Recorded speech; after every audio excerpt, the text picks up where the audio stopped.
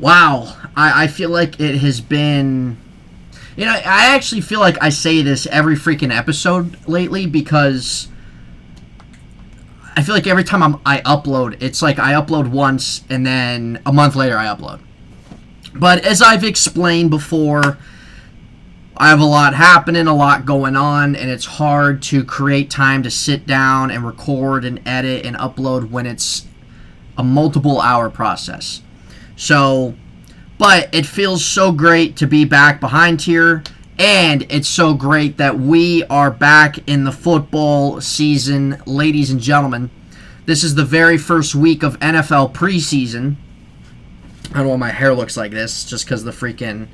That's why I usually always wear a hat when I record. It's because the freaking... There, we'll leave it like that. It's because the headset, blah, blah, blah.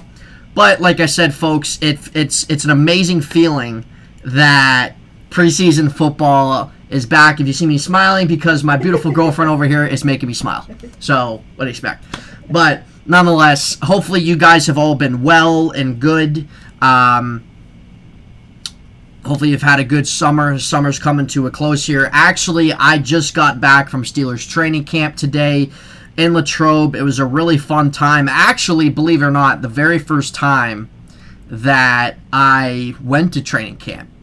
And I think a lot of times over the years, because I didn't really have anybody to go with a lot of times, but it's still kind of hard to believe that I've never been there. And now, having my girlfriend, that's why we decided to go. But we both had a good time. We both enjoyed it. Just seeing them practice and some of the guys out there. Weather, it was kind of hot there early on, then it kind of cooled down, drizzled a little bit, but it was fun. It was a fun time. But I wanted to come on here, especially with football season coming back. I wanted to come on here and talk about Steeler training camp, talk about their game coming up against the Lions, and a couple other things that have come out of the NFL. So if you're not a Steeler fan, if you don't really want to listen to me talk about that, you can always feel free to fast forward in the video because I'm going to talk about some other things NFL related. Now, before I get into everything, I am also wanting to put out there, I'm going back, I will be getting back to my normal schedule, especially with kind of how things have been in my personal life the last couple weeks. I know I'm going to be able to find time to record more consistently and get back on the, podcast grind. So it's really going to be similar to what it was last year, where every Monday we're going to talk about everything that came out of Steeler games. And this is for the regular season. Tuesday, we talk about everything that came out of the NFL that week, especially since Monday Night Football, and that gives me a whole clean slate Tuesday to talk about everything. And then Friday, we talk about kind of really everything that's gone on in sports over the week. And then Saturday, we also talk about things going in to Sunday and / Monday of the NFL. And then also Friday, we talk about Thursday Night Football. So that's a schedule there. Monday, Tuesday, Friday, Saturday is the schedule we are going to be getting back to once football season starts. Now, with preseason, I'll probably be a little sporadic with my days based off of what days work for me. So that's why if you guys want to follow my Facebook page on Facebook at Heintz site, my Twitter page, Nate_Heintz, and my Instagram, Nathan_Heintz, to keep up with everything on the channel. And you guys can kind of see what day I'm thinking about, when things are live on YouTube, etc., etc. But it's going to be back on here, grow the channel. It's been hard to kind of grow the channel when I'm putting out content once a month, and there's just a lot of inconsistency. But at this stage of where I'm at with my podcast, there's nothing I can do about it, and it's just how it is. I'm excited to sit behind here and get back to what I love to do, get back to putting my thoughts, voicing my thoughts out there for all you sport fans that decide to tune in. But I thank you to you all who are sitting down, listening, taking the time out to listen to what I have to say. But it's just very exciting because football season is back, everybody. So I want to talk about diving into Steelers first. That's why I say if you want to fast forward a little bit because you're not a Steeler fan, that's okay. You can feel free to do so. But I want to talk about Steelers training camp. This is the second week of Steelers training camp. And I think we can all say the biggest standout has been George Pickens, the rookie second-round wide receiver out of Georgia. If George Pickens never got injured in college, he would have definitely been a first-round pick. Now, you all know how the Steelers are when it comes to finding wide receivers. They're the best team in the league when it comes to development of wide receivers, to finding diamonds in the rough in the draft. They get George Pickens in the second round, which isn't a big deal because the second round's obviously still very big, right? But George Pickens has been all over the place. He's been getting tons of respect from his teammates. You tell guys in secondary that are all over him. George Pickens is talking a lot, rightfully so. He's backing it all up. His footwork, his release off the snap. I mean, you name it. The guy is doing everything it seems like right, and I can't be any more excited to watch him as I feel every Steeler fan is. So we'll really see what he does in the first preseason game. But again, this is just another testament to where the Steelers know their talent for wide receivers, and they just have that knack. They just do such a great job at finding these guys, and he's another one right there. And I think George Pickens, honestly, sky's the limit for this guy. I think when you look at the recent wide receivers drafted, let's say maybe over the last 5-6 years, George Pickens, I think, will easily be up there in terms of the best guys that they've gotten. Obviously, we know the big thing coming out of training camp is obviously the quarterback position. It was announced today that Mitch Trubisky is going to start the game Saturday night against Seattle. Rudolph's going to follow him, and Kenny Pickett's going to finish off the game. And I think this is expected. I think as we kind of see the rest of the preseason, the next couple games move on, we're going to see Rudolph and Pickett probably flip-flop those things. But we know Trubisky, when he was signed and everything and what direction they were going to go, we know he was probably going to be the guy to start the season, which is okay, and I think expected. Kenny Pickett, we know that he is pro-ready, but a lot of times rookies and guys like that, we know they all develop and progress at different rates than other guys. There's no reason to throw Kenny Pickett out there when you have a guy like Mitch Trubisky who has that experience. He's been in the playoffs a couple times, and he's, the Steelers feel like he's the best option for them to win games right now. That's the direction you're just going to go. And when Kenny Pickett's ready, then you put him in. The thing with Mitch Trubisky, I think when some people think Mitch, you just think, oh, he's ass and everything like that.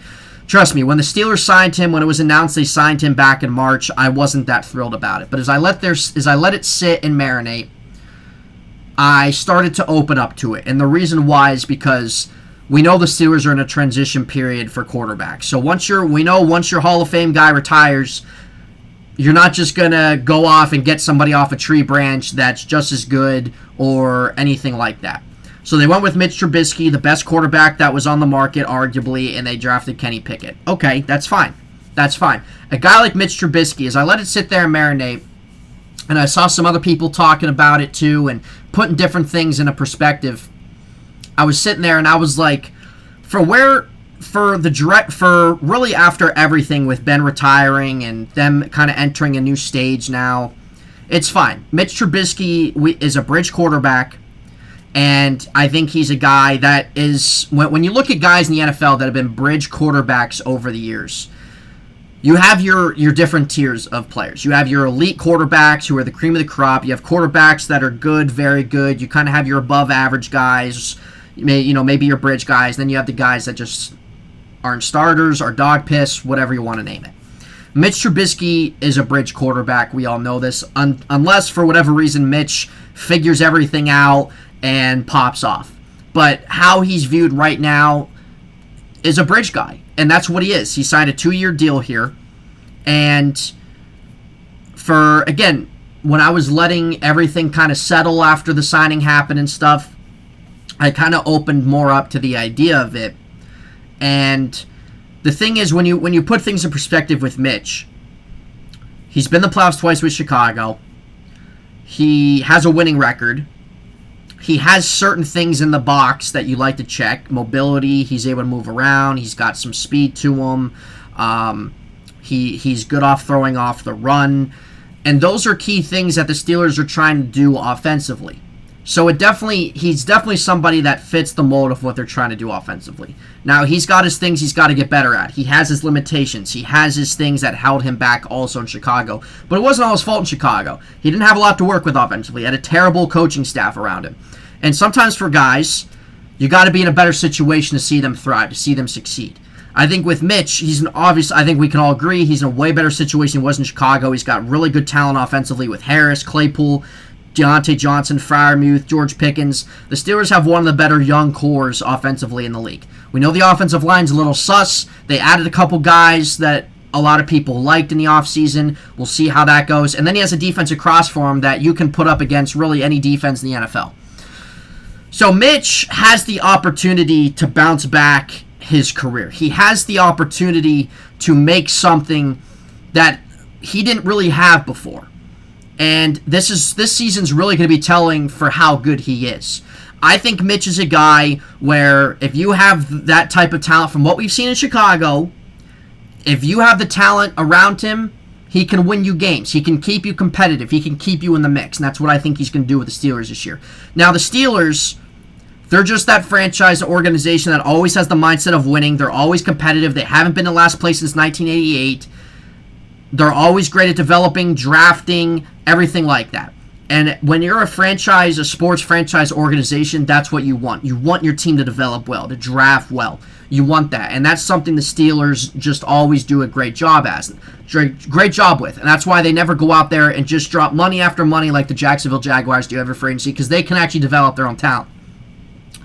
But with that being said, with Mitch, and letting you guys kind of know where I stand with him, as I said, I think he's a guy, as long as the Steelers can get above average quarterback play from him, I think that he's a guy that can keep them competitive and win games. And, who knows? If Mitch Trubisky has a good year, maybe you think about trading him, because he only has a 2-year contract. Maybe you send him to a team that likes what they saw, that maybe just needs a better quarterback a little bit to win. I don't know. But that option's out there. But I think Trubisky, I think he'll be a little bit better than what Ben was last year. I think for the fact, because the mobility factor, being able to move around, and being able to get the ball down the field a little bit better, I think the offense will be a little bit more productive, even as a whole, than what it was last year. But I think it was expected by everybody about Mitch starting week 1, which is the track he is on.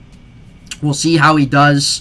I think if you kind of put in a perspective where he was in Chicago, certain situations, and it not being all his fault either, and you look at where he is now, I think a lot of people would agree with me that he's definitely set up for better success than he was in Chicago, and time will tell on that. And we'll see if he takes advantage of that opportunity.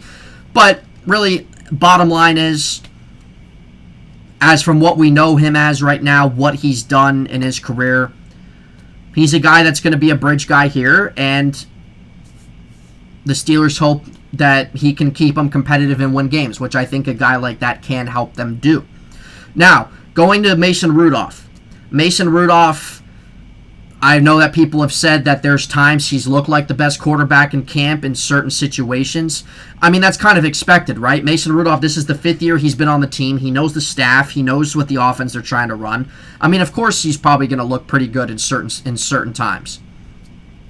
Mason Rudolph, I don't think, is going to be on this team starting week 1. I think Mason Rudolph's either going to get released or he's going to get traded. And, if he showcases himself, then there you go. There might be a team that might need a backup quarterback, or maybe there's an injury. Who knows? But Mason Rudolph has served his time here. And this isn't me saying this. I know some of the Twitter geeks have said, hating on Mason's is the cool thing to do. What do you mean it's the cool thing to do? I think really all Steeler fans just want every player on the team to do well and be successful. This is Rudolph's 5th year. Mason Rudolph hasn't shown anything as to why he should be the week 1 starter and why he should continue to be on the team. He had 2019. He was back and forth with Duck Hodges playing. We know that 2019 was also a little brutal toward him, but he didn't show anything in 2019 as to being a part of their future. After that, Mason Rudolph last year started in Detroit. Big Ben had COVID. Tied the Lions. couldn't score more points. I was at that game. There was a point in time where the Steelers were at the 5-yard line. Ray McCloud was wide open in the end zone. Rudolph threw it right in the grass. So, for the people out there, the small minimum amount of people out there that love Rudolph for whatever reason, I don't know what to tell you.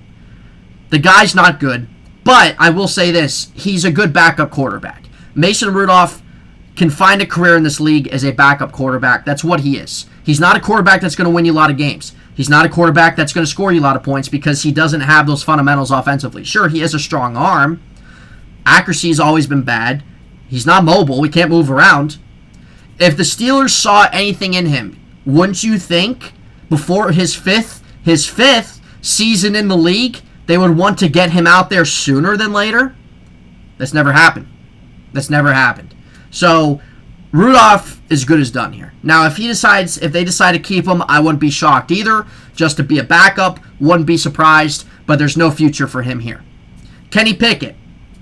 Now, a lot of times this happens with rookie quarterbacks. Unless you're a first overall pick or something, you're probably going to be the second or third quarterback on the depth chart. Kenny Pickett didn't have the strongest first week, but he had a really good second week here this week. And like I said, every rookie's different. Every rookie develops differently. Every rookie has different growing pains. But Kenny Pickett at the same time was playing with third-string guys. Once he started playing in the second team, you started to see a lot better results. I wonder why. Kenny Pickett has tools to be a successful quarterback. 100% he does. He has what the Steelers are also looking for. I think, as I've said before, this is the best situation for him. He's played in the Steelers' backyard pretty much. He's got great personnel. He's got great talent to work with on both sides of the ball.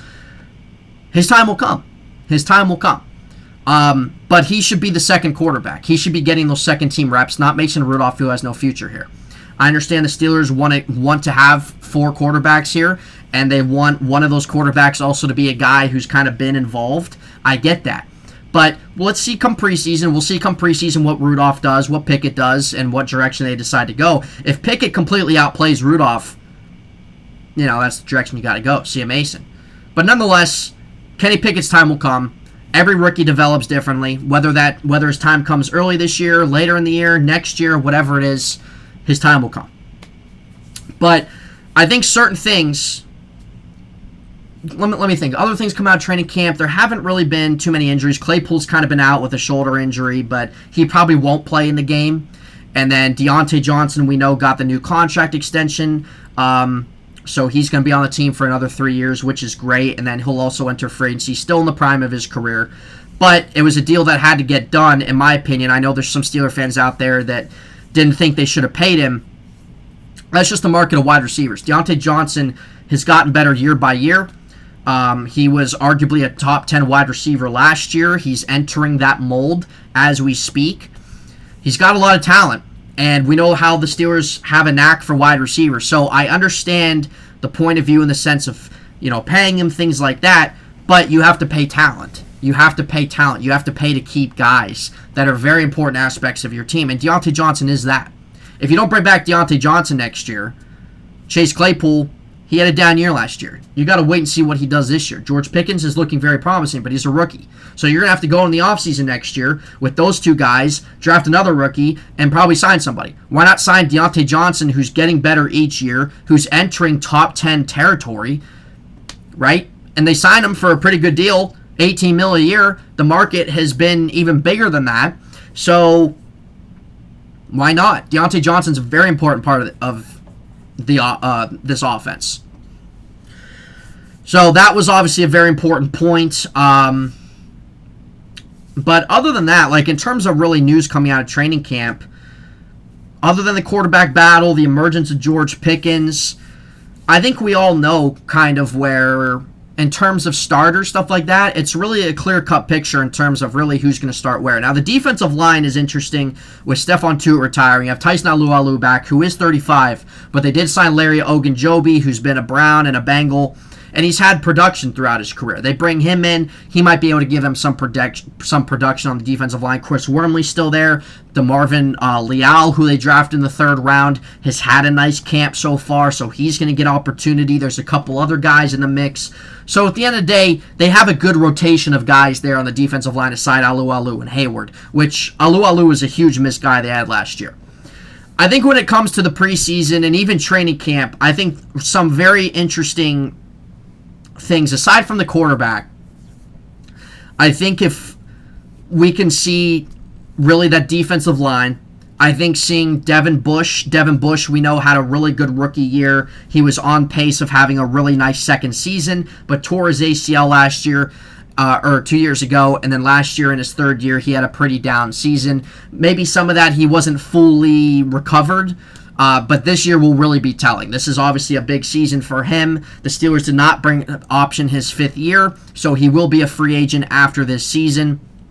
But it's a big one. If Devin Bush can show good things in the preseason and take that into the first week, that's a lot of confidence. That's what the guy needs. The Steelers signing Miles Jack was obviously big to pair alongside Bush. So I think really, like I said, aside from the quarterbacks, I think things to maybe look at in preseason, Devin Bush. I think maybe if you kind of look at the cornerback spot based off of how guys like Ahkello Witherspoon. Now, Levi Wallace has been a good corner who they signed this offseason, so he has that spot. We know Cam Sutton's going to have a spot. Ahkello Witherspoon got a lot more playing time in that last quarter of the season last year, so he's going to have even a bigger role. But I think also it wouldn't surprise me if the Steelers went out and made another move for a corner simply because of there is a little lack of depth there, I think. They have Arthur Millett again. They have James Pierre again. They have some other guys there. But Chris Steele, who went undrafted, who they signed. But with injuries, things like that too, they could also always go out and bring somebody in. So I think inside linebacker, rotational depth on defensive line, aside from the quarterbacks, obviously. I think backup running backs very interesting too because they haven't really gone out there and signed anybody to be Najee Harris's backup. These guys are kind of more younger. You still have Benny Snell there, who's entering his 3rd or 4th season with the team. You have Anthony McFarland, who you drafted last year. Those guys are going to get opportunity. And then there's a couple other guys. You have, I don't know, I can't remember his first name. His last name is Warren. I know he was an undrafted guy that they signed. And then they also have Master Teague, no idea who that is, undrafted guy. So there's going to be opportunity, really, I think, for everybody there of being the backup running back. But the question is, will they be good enough? Will they have to go out? Because, guys are going to get cut, so the Steelers could always go out and, go find guys. So I think really those positions are some of the more interesting ones. Like I said, Bush as well. Kind of see what they maybe do at pass rush in terms of depth options there. But I think really a lot of positions are pretty set in stone going into the season. So I'm really excited. They play Seattle. So those are kind of things I'm looking for. I'm looking just to really kind of see how Mitch does with the first team offense. I'm not sure how many guys are going to play in that first preseason game defensively and offensively, but Mitch being out there working with guys like Pickens, I'm sure Deontay will get some work. I don't know if Najee will play, but if Trubisky can be productive and get down the field a little bit with those guys, what I'm trying to say, I guess my tongue is all freaking messed up. If Trubisky can work down the field and show, move the chains, things like that, with not having all the starters there, that's a great positive sign you take away. I think Pickett's going to be interesting too, seeing if he can take advantage of playing with the third team, but making the best out of it. And I think if Pickett can make the best out of it and make some big plays with that and minimize mistakes, I think he'll definitely get an even better opportunity in the second game. But they play Seattle Saturday night, 7 o'clock, I think, 8 o'clock, 7 o'clock, I think, is pregame. So I'm very excited for that. We have some preseason tonight, New England and who's playing New England? New England and the Giants. You got the Ravens and Titans. Malik Willis is going to be playing tonight, which is a little interesting. We'll see if the Ravens keep their preseason win streak alive or not. But we got a plethora of games Saturday as well. Some games on Friday, tomorrow. So we'll see how that goes. But I think when it comes to Steelers after the preseason game, I'll probably come back here on Sunday maybe. I'm going to try Sunday or Monday, try to talk about it. So again, that's why you want to keep up with the channel, to keep up with those things alike. Now, I want to talk about a couple things not Steer related. So if you fast forwarded probably about 20 minutes or so. But not Steer related, I kind of want to talk about. The Deshaun Watson thing is one of the biggest headlines in the NFL this offseason. And we know that Deshaun Watson was given a 6-game suspension last week. And we know the NFL was not happy with that. The NFL, even before the suspension was given out, we know the NFL was seeking at least 1 year for Deshaun Watson. The Deshaun Watson situation is a mess and a complete disaster. And I'm not going to get too much into it in the sense of my thoughts on that situation. And the reason why is just because it's too much to talk about and I don't want to go on about it. But let me just say this. I think the guy deserves a 1-year suspension. So, me putting that out there, if you can read between the lines on my thoughts on it, that's all you got to know.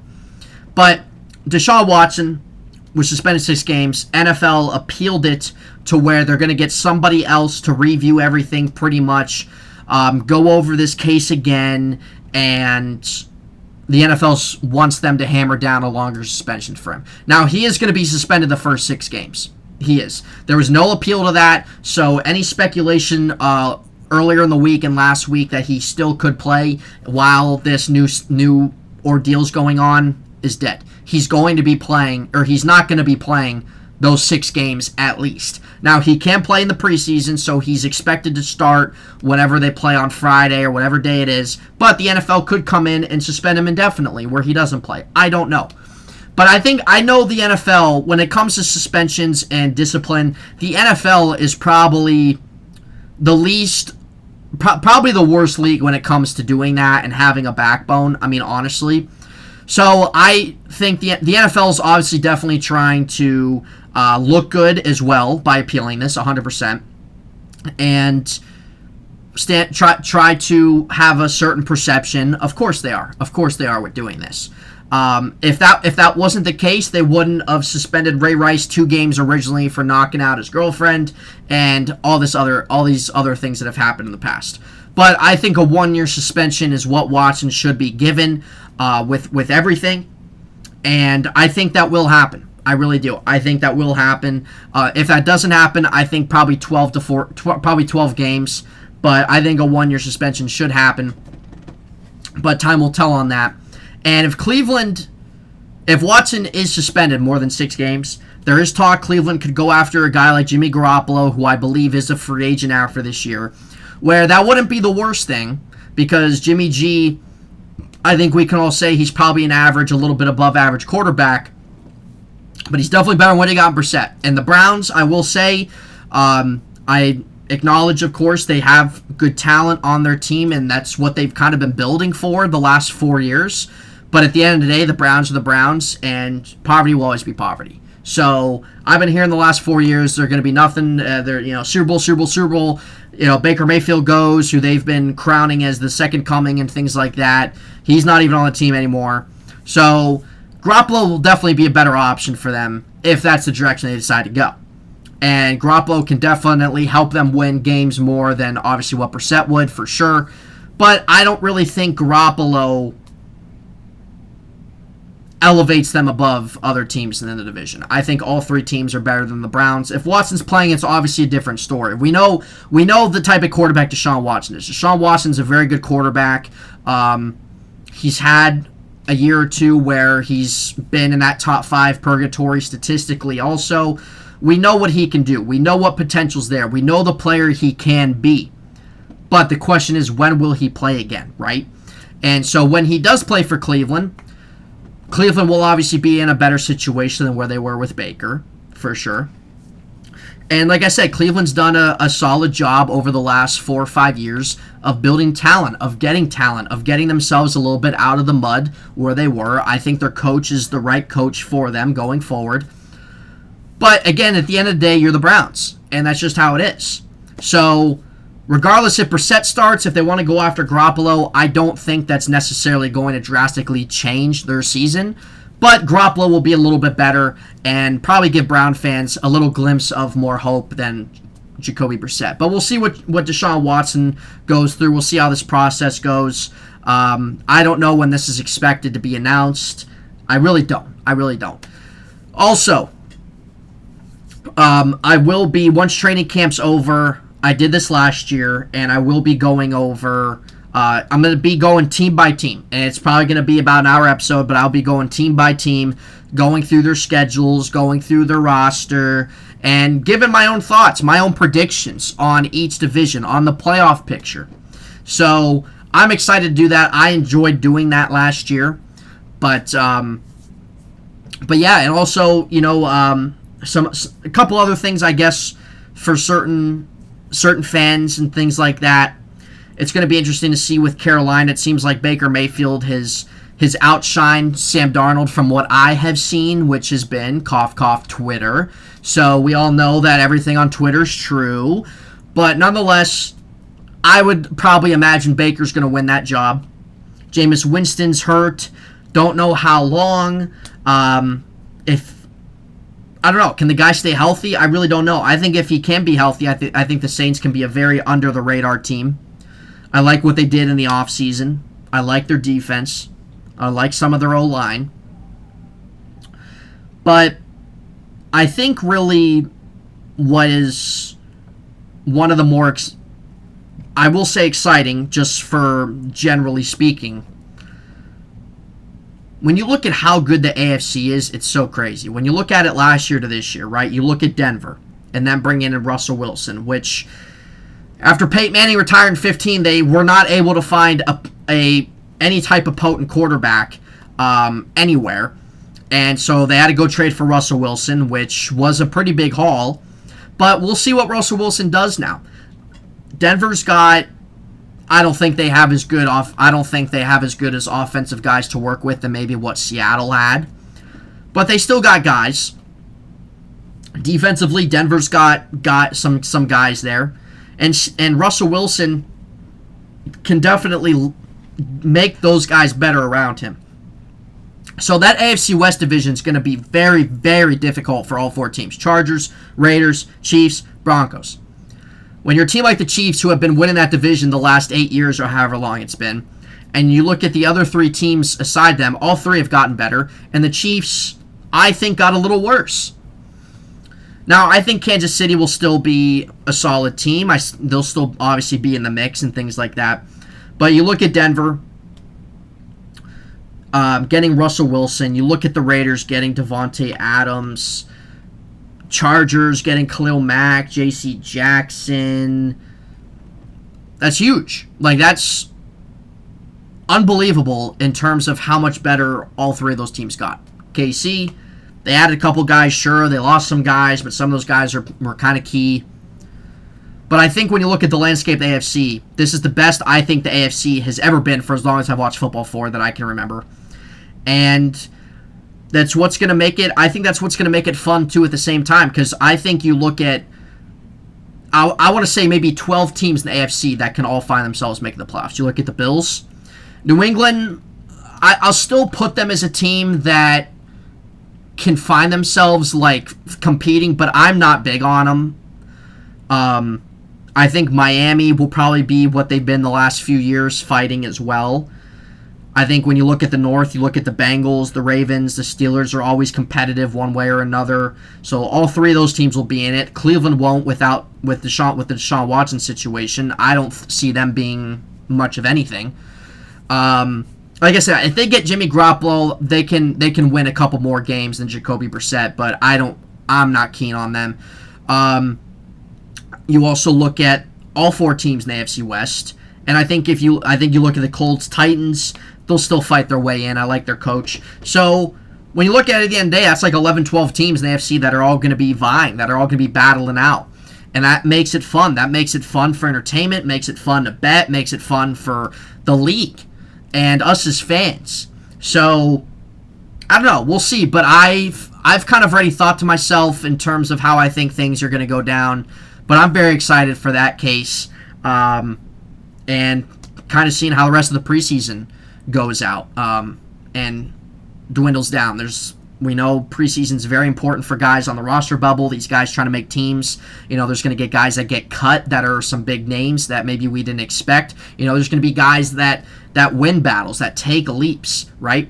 And that's what it's all about. That's the opportunity for those guys, the young guys, the guys trying to bounce back. So we'll see. There's a lot of, even for multiple other teams, there's a lot of interesting battles going on from quarterback, defensively, things of that nature. So I'm very excited to see it all. I'm excited to see Malik Willis tonight as well, to kind of see what he does. But football's back, baby, and that's all that matters. Football's back. Last week was the last Sunday without football until February, which is incredible, until after the Super Bowl. So I'm going to leave it there, folks. I wanted to get on here and talk some Steelers, talk some things coming out of the league, and some of the upcoming preseason, just how exciting it is that football is back. So leave a thumbs up, guys. Hit the subscribe if you don't mind to do that. It helps out the channel. It helps me grow. But we will be back getting back on a consistent recording basis and back on our recording schedule moving forward toward the start of the football season. So I'm very excited to do that, and I thank you all for tuning in and everything of that nature. I know there's things with baseball in terms of that's kind of winding down.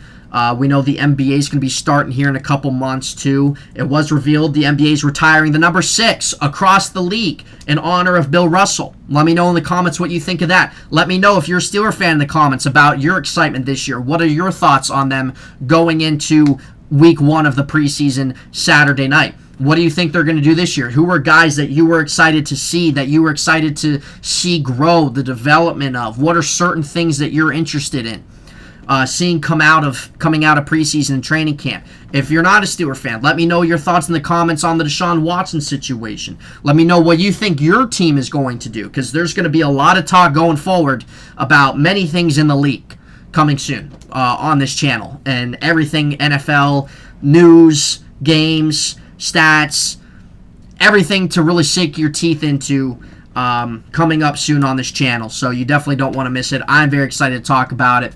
But let me know in the comment section your guys' thoughts. Thank you all for your support. We will be back probably Sunday or Monday for some Steeler recap on the Seahawks game. Week 1 of preseason. Good to be back, guys. We will see you this weekend. Enjoy the rest of your week. Have a good weekend, everybody.